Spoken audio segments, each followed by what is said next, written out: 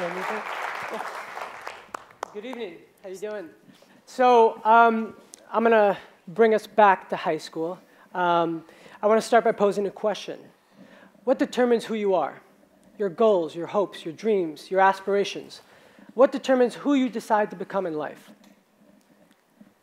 Of course, there's so many answers to that question, but fundamentally, it's the experiences we've had, right? The places we've been, the things we've seen, the people we've been around, the conversations we've had. It's from these experiences that we derive our own expectations, and we create a pathway for ourselves to achieve those expectations, right? Because experiences give us the language of our dreams, right? And it's from these dreams that we're able to create action to shape our world. And it's this understanding of the awesome power of the experience to shape who we are, shape who we become, and to shape the world for everyone in it that's at the root of what we do with Embarc. And it's at the root of the need to connect experiences to our inner city schools. And I want to tell you when I really came to understand the power of the experience to shape who we are and shape who we become. 5 years ago, I began teaching at Harper High School in West Englewood. It's a school notorious for drugs, violence, crime, gangs, all of our nation's ills sort of slammed into one. Last year, we had This American Life at the school because 29 kids were shot, 8 were killed in a single school year. Give you a little bit of context. Anybody hear that double NPR piece on Harper? All right, of course, there's a lot of you. CIW, NPR nerds, makes sense. What's up, everybody? How you doing? Yeah, so it was intense, right? So here I am, right? I'm in the classroom with my fervor, my energy, my passion, my know-how, I'm connecting hip-hop to Shakespeare, connecting commercials to persuasion. I'm making it happen. I'm laying it in, right? College dreams, bam, baby. How you like that, right? Coming on. And it was so very, very difficult every single day, like a battle, like some of the stories you've heard. It was a fight getting anything done in the classroom, day in and day out. And I'm like, geez, what is up, man? I'm laying it down here, and why is this not happening? What am I missing? And then I started to quickly realize, I had classrooms full of kids who had 17 years old, who had never seen the lake. I had kids who had never been downtown, didn't hear of Millennium Park, good families, kids who had never set foot in a grocery store. I had kids who have never been in one of the elevators in our fancy downtown buildings here. And kids who, when I brought my lunch, couldn't recognize a strawberry that I held up in class. So let me make this more tangible, right? Imagine if you were 15 years old and you got your breakfast from a gas station every day, a bag of chips and a honey bun, if you were one of the lucky ones, right? Imagine if you were 16 and 17 and you didn't know a single person who had ever gone to college, right? But you could name 10 people who are in jail right now, almost proudly.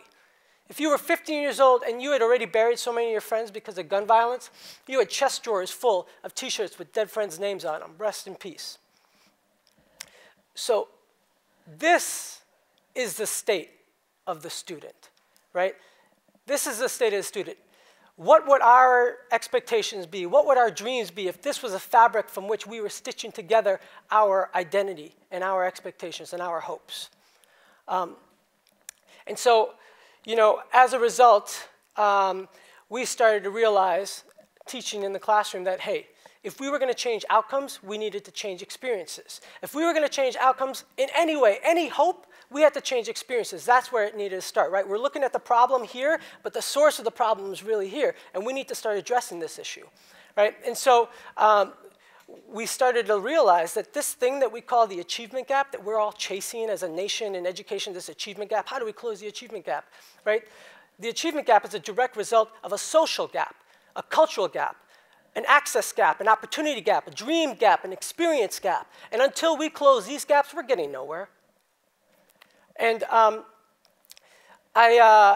wanted to tell you a little bit about our experiences. I could share with you the data. While teaching full-time, I was there in the classroom, and we took kids on. Then as a result, we took them to plays, dances, workshops, grocery stores. We took them all over the entire city. And almost immediately, we saw a skyrocket in their test scores, attendance, grades. In the first year, 50% of our students grew 50% faster than the rest of the students, right? And that's great data.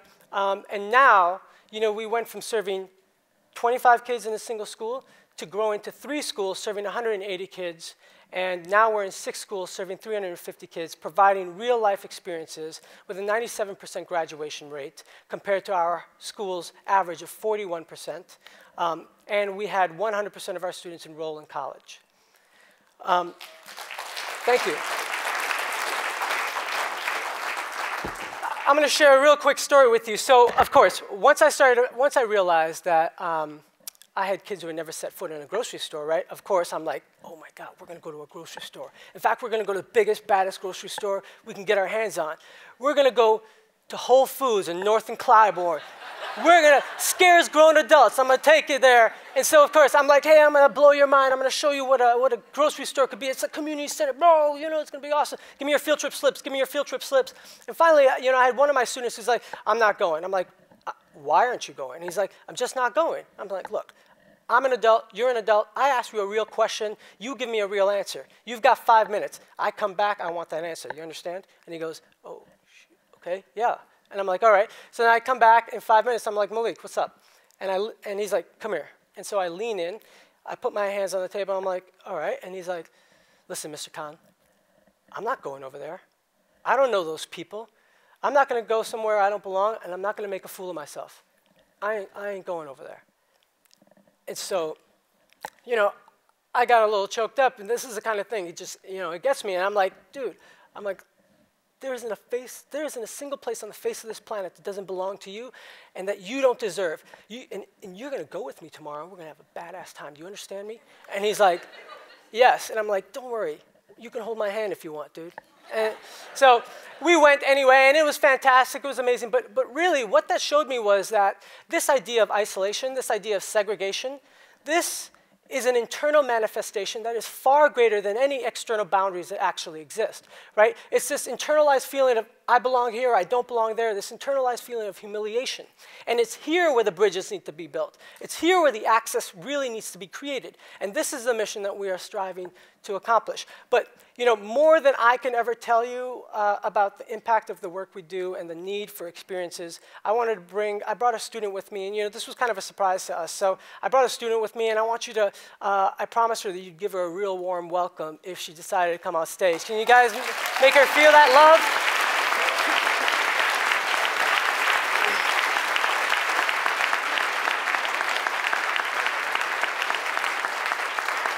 So Cassandra's going to share with you her experiences in Embarc and how those experiences have shifted the way she is acting and the way she sees her place in the world.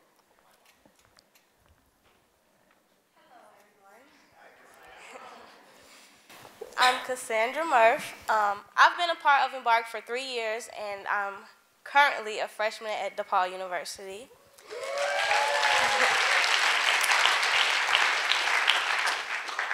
When I first joined Embarc, Mr. Khan told me about this trip, and it was going to be on a Friday afternoon.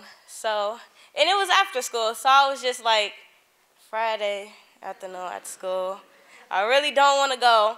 So I promised, I thought of every excuse in the book to not go on this trip with him. I did not want to spend my Friday afternoon.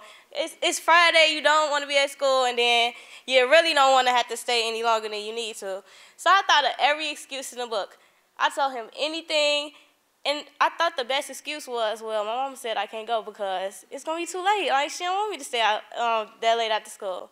And he was just so persistent. I mean, he called my mama. And I was just like, oh my God, like, I guess I got to go now. But I'm so thankful that he did call her, because that was the most spectacular trip I've ever been on. It was so wonderful.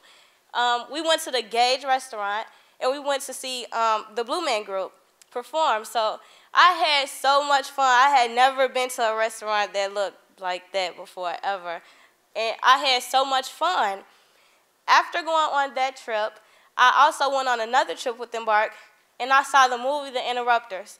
And after seeing that movie, it's basically a movie where it's based on the Englewood area, and me living there and going through everything that they showed on the movie as far as gang violence or people selling drugs or people not wanting to go to school or anything, I'm just used to something like that, so I thought it was regular. So when I actually got to see it on a movie and I got to see, like, wow, other people are just like, this is not normal, like, this is not supposed to be going on. After I saw that, I wanted to make a difference. I also wanted to be an interrupter. So I talked to Mr. Khan, and I told him I wanted to start a mentoring program. And it took a while, but I started a mentoring program at Harper High School. It's an all-girls program, and I named it Mission Motivators. And basically what we do, we mentor the girls, the freshman girls, the juniors and seniors mentor the freshman girls, and we expose them to different things like Embarc did with me, and you know, we mentor them, we kind of guide them, because I didn't have anybody except Embarc to show me anything, to expose me to anything. I didn't know a lot of people who were successful or people who had finished high school or went to college or anything like that. So me already going through the process, I was excited to work with younger girls who needed that extra push and who needed help and who needed someone to motivate them to get through everything that I had already faced. So I'm here today to actually just show you that programs like Embarc and resources actually do help. I'm here by myself because all of my friends who were a part of Embarc are at different universities all over the place right now, learning different things so they can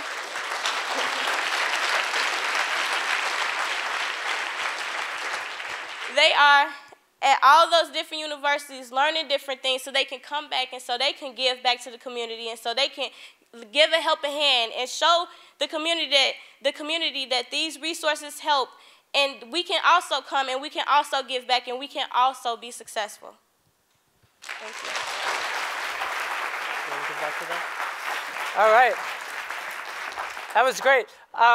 You know, she's a testament to how experiences can translate to action and change our world. And you know, I was going to say that Embarc's a 3-year program. We've got all this cool stuff. We do these things. It's awesome, right? But this isn't just about Embarc. This is about creating a new vision for a different type of city, right? We understand what education is and what it needs. Creating a new vision for a different type of city, one in which we can spread opportunity into some of the furthest reaches of our most forgotten neighborhoods and into so many of our so forgotten lives, right? Creating bridges that spread opportunity and empower kids to understand their limitlessness and their boundlessness and that they can achieve anything. So I challenge you all to come with me as we strive to try and connect Chicago. Thank you.